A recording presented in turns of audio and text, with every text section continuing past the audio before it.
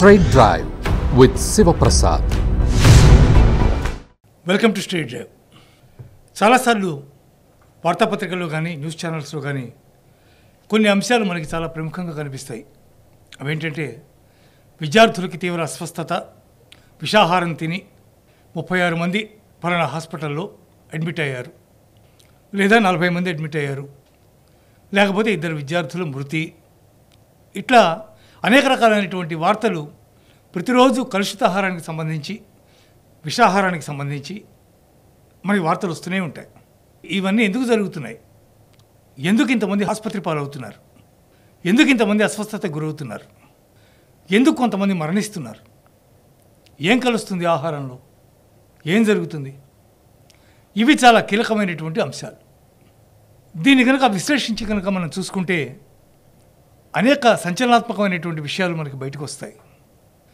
ఓ రాష్ట్ర ప్రభుత్వం బలానా దానికోసమని, ఒక ఎడ్యుకేషన్ కోసమని ఓ 21,398 కోట్లు కేటాయించింది అనుకోండి.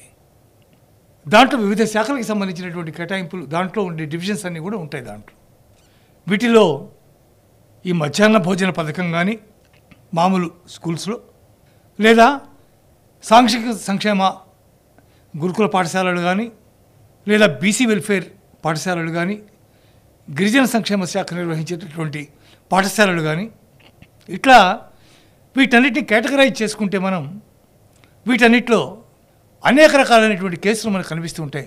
విషాహారం తిని ఆసుపత్రి పాలైనటువంటి వాళ్ళ కేసులు. వాళ్ళకి ఎంత బడ్జెట్ కేటాయిస్తున్నారు, ఆ బడ్జెట్లో భోజనానికి ఎంత కేటాయిస్తున్నారు, ఆ ఇచ్చేటటువంటి భోజనం ఎంత క్వాలిటీ భోజనం వస్తుంది, అక్కడ కాంట్రాక్టర్లు ఎవరు, సరుకులు ఎవరు సరఫరా చేస్తూ ఉన్నారు, ఆ సరుకులు నాణ్యమైనవా కాదా, వంట చేసేటటువంటి చోట అన్ని ఫెసిలిటీస్ ఉన్నాయా లేవా, ఒకవేళ ఉంటే పైనుంచి బల్లులు కానీ లేదా వేరే ఏమైనా దాంట్లో పడేటటువంటి అవకాశం ఉందా, అవి లేకుండా ఏమైనా చర్యలు తీసుకుంటున్నారా, అన్ని చోట్ల వంటశాలలు ఉన్నాయా, తదితర అనేక రకాలైనటువంటి ప్రశ్నలు దీంట్లో మనకి తలెత్తుతాయి. అయితే బడ్జెట్ కేటాయింపులు కనుక మనం చూసుకుంటే ఏ రాష్ట్రాలు అయితే ఆర్థికంగా ఇబ్బంది పడుతూ ఉంటాయో రకరకాల కారణాల వల్ల, అలాంటి చోట భారీ బడ్జెట్ కేటాయింపులు ఉండవు. నిజానికి మనిషికి బతకడానికి జీవనాధారమైనటువంటి కూడు, గుడ్డ, ఇల్లు, ఈ 3 కూడా మనిషి యొక్క జీవితంలో అత్యంత ప్రధానమైనటువంటి పాత్ర పోషిస్తాయి.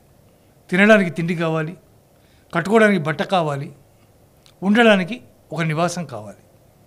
చాలా చోట్ల సొంత ఇల్లు కట్టుకోవడం అనేది ఎవరికైనా ఓ పెద్ద కలే, ఓ పెద్ద కష్టమే. బట్ట, తిండి ఈ 2 పర్వాలేదు. కానీ ఈ తిండి కూడా లేక, పిల్లలు చదువుకోవడానికి లేక, తల్లిదండ్రులు కూలీనాలి చేసుకుని బతికేటటువంటి స్థితిలో కనీసం తమ బిడ్డలైనా బాగా చదువుకోవాలి, వాళ్ళు మంచి స్థితికి వెళ్ళాలి, రేపొద్దున వాళ్ళ జీవితం వాళ్ళు ప్రశాంతంగా హాయిగా గడుపుకునేటటువంటి పరిస్థితి వాళ్ళకి కావాలి అనేటటువంటి ఆలోచన ఎవరైనా చేస్తారు. అటువంటి వ్యవస్థలకి ఊరటనిస్తూ దానికి కావాల్సినటువంటి విద్యా విధానాన్ని ఏర్పాటు చేసినవే ఈ అనేక రకాలైనటువంటి ఎడ్యుకేషన్ వ్యవస్థలు. గురుకుల పాఠశాలలు, సాంఘిక సంక్షేమ గురుకుల పాఠశాల కావచ్చు, బీసీ సంక్షేమానికి సంబంధించినటువంటి గురుకుల పాఠశాల కావచ్చు, గిరిజన సంక్షేమానికి సంబంధించినటువంటి పాఠశాలలు కావచ్చు, ఇవన్నీ కూడా వాళ్ళని విద్యావంతులు చేసి వాళ్ళకి జీవితాన్ని ఇవ్వడం కోసం ఏర్పాటు చేసినటువంటి సాక్షాత్తు దేవాలయాలుగా వాటిని మనం భావించవలసి ఉంటుంది. అటువంటి చోట ఎందుకు ఈ రకమైనటువంటి వ్యవస్థ ఏర్పడుతోంది? దానికి కారణం ఏమిటి? ముఖ్యమంత్రి, మంత్రుల యొక్క నిర్లక్ష్యమా, లేక ఆ తర్వాత ఉండేటటువంటి జిల్లా స్థాయి అధికారులు, జిల్లా కలెక్టర్లు కానీ, డిప్యూటీ కలెక్టర్లు కానీ, వాళ్ళ యొక్క నిర్లక్ష్యమా, ఆ తర్వాత స్థాయి అధికారుల యొక్క నిర్లక్ష్యమా? ఎందుకు ఇన్ని రకాలైనటువంటి అవ్యవస్థలు జరుగుతున్నాయి? బిడ్డలు ఎందుకు ప్రాణాలు పోగొట్టుకుంటున్నారు? బిడ్డలు ఎందుకు హాస్పిటల్ పాలవుతున్నారు? ఆహారం తిన్న వెంటనే వాంతులు, విరోచనాలు, కళ్ళు తిరిగి పడిపోవటాలతో స్టార్ట్ అయ్యి కొన్ని కేసుల్లో చివరికి ప్రాణాలు కోల్పోయే పరిస్థితి కూడా ఏర్పడుతుంది. దీనికి కారణం ఎవరు అని చెప్తే పరోక్షంగా ప్రభుత్వం కూడా దీనికి కొంత కారణమే. మనం ఇచ్చేటటువంటి డబ్బు ఒక్కొక్క 500 మంది విద్యార్థులు ఒక స్కూల్లో ఉన్నారనుకోండి, విద్యార్థికి తలకి ఎంత పడుతుంది అంటే నాకున్నటువంటి సమాచారం మేరకు 5 లేదా 5.5 రూపాయల కంటే ఎక్కువ పట్టలేదు. ఒకప్పుడు ఈ లెక్క చాలా గొప్పది కావచ్చు, కానీ ఇప్పుడున్నటువంటి కాలమాన పరిస్థితుల్లో 5-5.5 రూపాయలు వాళ్ళు తినే భోజనం ఏముంటుంది? పేరుకి మనం అన్నీ చెప్పుకుంటున్నాం, బలానా రోజున మాంసాహారం పెడుతున్నాం, చికెన్ పెడుతున్నాం, మటన్ పెడుతున్నాం, రోజు గుడ్లు పెడుతున్నాం, ఇవన్నీ పెడుతున్నాం అని చెప్తున్నారు. జరుగుతున్నాయి కూడా, పెడుతున్నారు. కానీ వాటిలో ఉండేటటువంటి క్వాలిటీని ఎవరు అబ్జర్వ్ చేస్తున్నారు? 100% మంది కాంట్రాక్టర్లు కిరాణా దుకాణాల్లో, పెద్ద పెద్ద కిరాణా దుకాణాల్లో లాట్గా సరుకులు తీసుకుని తీసుకునేటప్పుడు క్వాలిటీ లేనటువంటి పప్పులు కానీ, క్వాలిటీ లేనటువంటి బియ్యాలు కానీ, క్వాలిటీ లేనటువంటి ఆహార పదార్థాలన్నింటినీ కూడా కొనుగోలు చేసి పెద్ద ఎత్తున తప్పుడు లెక్కలతో ప్రభుత్వాన్ని మోసం చేస్తున్నారు. పిల్లల ప్రాణాలకి హాని తెస్తున్నారు. కానీ దీన్ని గమనించవలసినటువంటిది వ్యవస్థ ఎవరిది? ప్రభుత్వానికి కాదా? మేము ఇంత డబ్బులు ఇస్తున్నాం కదా అని చెప్పి వదిలేస్తే సరిపోయిందా? ఇటీవల హైదరాబాద్ నగరంలో కొన్ని హోటళ్ళ మీద దాడులు జరిగినప్పుడు, ఫుడ్ సేఫ్టీ అథారిటీ వాళ్ళు దాడులు చేసినప్పుడు చాలా చోట్ల మొన్నటి చికెన్ ఫ్రిడ్జ్లో పెట్టి, నిన్నటి చికెన్ ఫ్రిడ్జ్లో పెట్టి, ఇలా అనేక రకాలైనటువంటి కేసులు వెలుగు చూశాయి. చాలా పెద్ద పెద్ద హోటల్స్, రెగ్యులర్గా చాలామంది విజిట్ చేసేటటువంటి హోటల్స్లో కూడా ఇట్లాంటి పరిస్థితి ఉందంటే వాళ్ళు డబ్బులు తీసుకుంటున్నారు, అది కూడా భారీగా తీసుకుంటున్నారు. అయినా వాళ్ళంత మోసం చేస్తున్నారంటే ఫ్రీగా పెట్టేటటువంటి ఇటువంటి గురుకుల పాఠశాలల్లో లేదా మామూలు పాఠశాలలో ఉండేటటువంటి మధ్యాహ్న భోజన పథకాల్లో న్యాయం జరుగుతుందని మనం భావించగలమా? వీటి మీద నిజంగా సూపర్విజన్ ఏమైనా ఉందా? వీటి మీద వీటిని ఎవరైనా పర్యవేక్షిస్తున్నారా? వాళ్ళు ఏ చికెన్ తెస్తున్నారో, ఏ మటన్ తెస్తున్నారో, అది దేన్ని వండుతున్నారో, ఆ వండినందువల్ల ఎటువంటి పరిణామాలు వస్తాయో ఇవన్నీ ఎవరైనా ఆలోచిస్తున్నారా? ఎవరు ఆలోచించట్లా. డబ్బులు ఇచ్చేసి చేతులు దులుపుకుంటుంది ప్రభుత్వం. దాన్ని అమలు చేస్తామంటారు ఆ శాఖకు సంబంధించినటువంటి అధికారులు. అన్నీ సరిగ్గా జరుగుతున్నాయని స్థానికంగా ఉండేటటువంటి అధికారులు నివేదికలు ఇస్తారు. కలెక్టర్లు పర్యవేక్షణ చేస్తున్నారా? చేయడం లేదు. కింది అధికారుల మీద ఆధారపడుతున్నారు. రకరకాల కారణాలు ఉండొచ్చు. అనేక రకాల పని ఒత్తిళ్లు కానీ, అనేక సమస్యల వల్ల కానీ వాళ్ళు ప్రత్యక్షంగా దాన్ని మానిటర్ చేసే అవకాశం వాళ్ళకు ఉండకపోవచ్చు. వాళ్ళని కూడా తప్పు పట్టడానికి లేదు.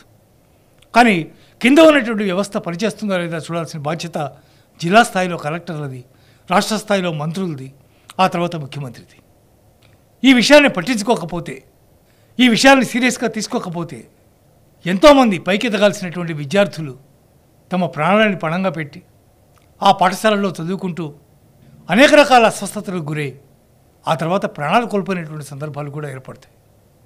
ముఖ్యమంత్రి దగ్గర నుంచి, మంత్రుల దగ్గర నుంచి, సంబంధిత శాఖా మంత్రి దగ్గర నుంచి, ఆ కింద ఉండే ప్రిన్సిపల్ సెక్రటరీస్ దగ్గర నుంచి, ఆ కింద ఉండే అసిస్టెంట్ సెక్రటరీస్ దగ్గర నుంచి, జిల్లా స్థాయిలో కలెక్టర్ల దగ్గర నుంచి, అక్కడ స్థానికంగా వాటిని అమలు చేసేటటువంటి ప్రిన్సిపాల్ దగ్గర నుంచి ప్రతి ఒక్కళ్ళకి దీంట్లో బాధ్యత ఉండాలి. ప్రతి ఒక్కళ్ళు దీన్ని ఒక దైవదత్తమైనటువంటి అవకాశంగా దాన్ని తీసుకోవాలి. మనంతా మనం 10 మందికి భోజనాలు పెట్టలే. అలా పెడుతూ పోతే మన సంపాదనలు, మన ఆస్తులు మిగిలవు. ఉన్నంతలో ఎప్పుడో ఒకరికో ఇద్దరికో భోజనం పెట్టచ్చు. కానీ ఒక 400 మంది పిల్లలకి ఒకేసారి భోజనం పెట్టి పోషించాలంటే మనం పోషించలేం. మనం అన్నం పెట్టలేం, వాళ్ళకి అన్నాలు వడ్డించలేం. కానీ ప్రభుత్వం దీనికి అవకాశం కల్పిస్తోంది. వాళ్ళందరికీ భోజనాలు పెట్టమని చెప్తోంది. దానికి తగ్గ డబ్బులు ఇస్తోంది.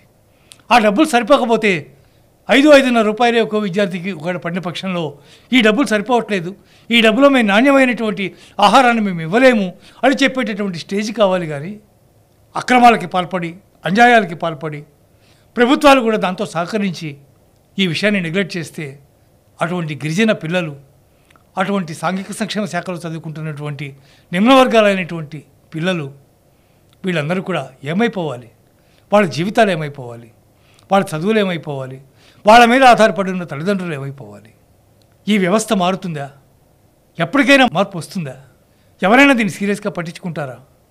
ఇప్పటి వరకు పట్టించుకున్న దాఖలాలు లేవు. ఎవరికి వాళ్ళు బడ్జెట్లో మేము ఇంత కేటాయించాం, అంత కేటాయించామని లెక్కలు మాత్రం చెప్పుకుంటారు. కానీ తీరా చూస్తే ఆ లెక్కల్లో ఈ సంక్షేమ హాస్టళ్లలో ఉండేటటువంటి విద్యార్థులకి కానీ గురుకుల పాఠశాలలో ఉండేటువంటి విద్యార్థులకు కానీ అందేది అతి స్వల్పం. ఎప్పుడైతే ఓ నిబద్ధత, క్రమశిక్షణ, సరైనటువంటి వ్యవస్థ లేదో పిల్లలు కూడా తప్పు మార్గాలు పట్టే అవకాశం కనిపిస్తుంది. తలపొగరుగా చెప్పిన మాట వినకుండా, చదువుకోకుండా ఒక రకమైన తిరుగుబాటు వ్యవస్థకి దారితీసే పరిస్థితి ఏర్పడుతుంది. దాన్ని నివారించాలంటే కనీసం పిల్లలకి పెట్టే ఆహారం విషయంలోనైనా ప్రభుత్వం మరింత శ్రద్ధ వహించాలి. అప్పుడే ఈ వ్యవస్థకి ప్రభుత్వాల మీద నమ్మకం ఏర్పడుతుంది, పిల్లల జీవితాలు బాగుపడతాయి. Keep watching NHTV. నమస్కారం. Straight Drive with Siva Prasad.